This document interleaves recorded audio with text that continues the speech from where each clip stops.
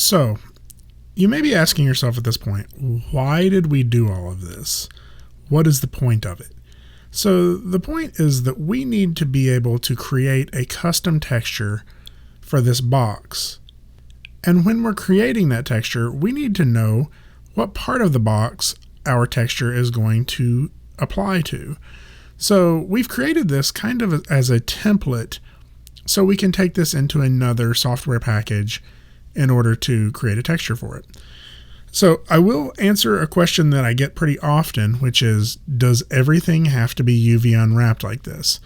And the answer is not really. It really only applies for elements that need a specific texture. So for example, our bowl, its UV maps are actually pretty bad, but we don't need anything specific on here, so it doesn't really seem to affect it very much. I usually like to create some form of UV unwrap for my objects just so I can have it if I need it. So I could always select this and do an automatic mapping on my bowl just so it lays everything out neatly in case I need it later. But since I'm not doing anything custom for this bowl, it doesn't really necessarily need it. However, our cereal box, we do want to be able to create a custom texture for this. And to do that, we're going to have to go outside of Maya. So that means we need to be able to take this with us as a template to create this texture. So to do that, I'm going to select the object of the cereal box, and under Image, I'm going to go to UV Snapshot. When the UV Snapshot options open up, what this is going to do is create an image of what we're seeing in our UV editor. So I want to choose an image format that I like. I'm going to use a PNG because PNGs usually have transparency. I'm also going to use 2048 by 2048. Now, students often ask why that specific number, why 2048? And that's a pretty good question. To answer it, I'm going to show you a game. If we go to Google and just search 2048, you'll find a whole bunch of instances of a game called 2048. So we're just going to click the top one and play it. So the way this game works is if we combine 2 and 2, we get 4.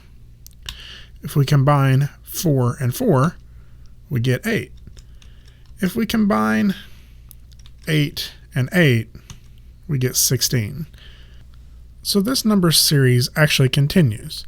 2, 4, 8, 16, 32, 64, 128, 256, 512, 1024, 2048. And 2048 is a pretty common one that we use right now, but as computers advance, a lot of times we're raising that number to 4096. Now the reason we do this is because computers are binary systems, and these numbers are a little more friendly to binary processes. So when we choose a texture size, we choose 2048 or 1024 or something that is an exponent of 2.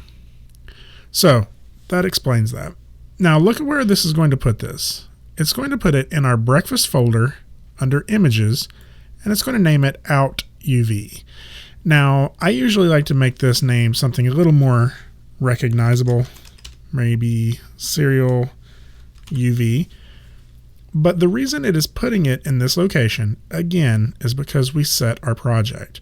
If we didn't set our project, who knows where it's going to put this file. So once I have that selected, and we can also choose a color for our UVs, but right now I'm going to go ahead and leave it at white. I can hit Apply and Close, and if I minimize all of this and go to my breakfast folder, you'll see that under Images, I have this cereal UV image. If I open it, it's going to be a little hard to see, but you'll be able to tell that we have a template of our cereal box UV.